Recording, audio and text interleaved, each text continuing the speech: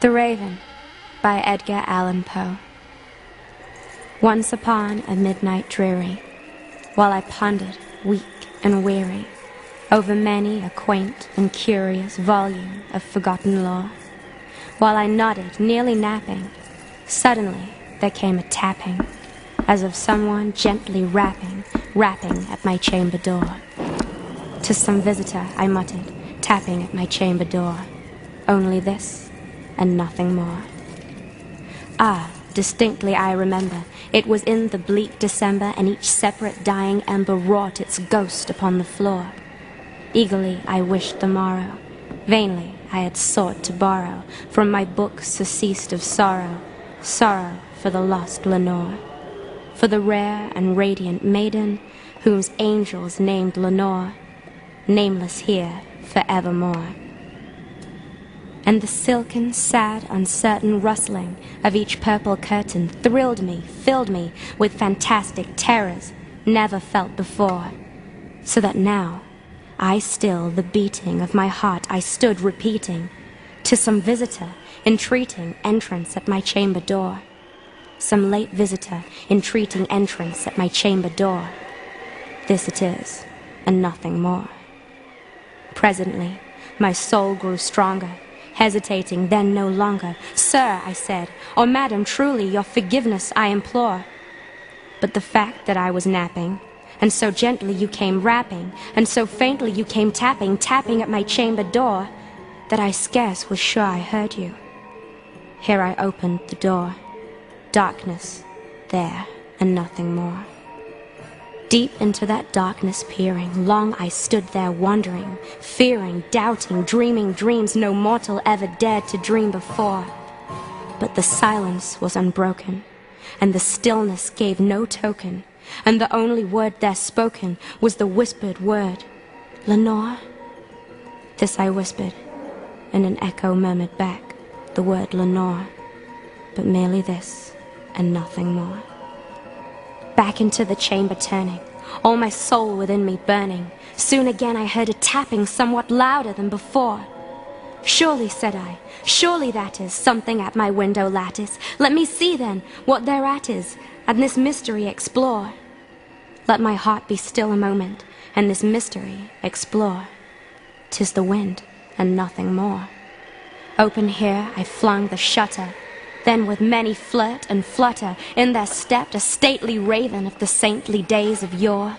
Not the least obeisance made he, not a minute stopped or stayed he, but with mien of lord or lady perched above my chamber door, perched upon a bust of Pallas, just above my chamber door, perched and sat, and nothing more. Then this ebony bird beguiling my sad fancy into smiling, but the grave and stern decorum of its countenance it wore. "Though thy crest be shorn and shaven, thou," I said, "art sure no craven, ghastly grin, an ancient raven wandering from the nightly shore. Tell me what thy lordly name is on the night's Plutonian shore." Quoth the raven, "Nevermore." Much I marveled this ungainly fowl to hear discourse so plainly, though its answer little meaning, little relevancy bore. For we cannot help agreeing that no living human being ever yet was blessed with seeing bird above his chamber door, bird or beast upon the sculpture bust above his chamber door, with such name as Nevermore. But the raven, sitting lonely on this placid bust, spoke only that one word, as if his soul in that one word he did outpour. Nothing farther than he uttered, not a feather than he fluttered, till I scarcely more than muttered, "Other friends have flown before. On the morrow he will leave me, as my hopes have flown before." Then the bird said, "Nevermore."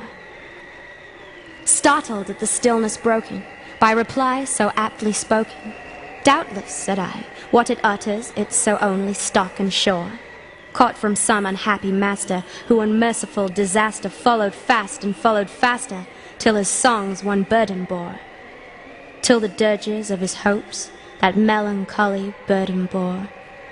of never, nevermore.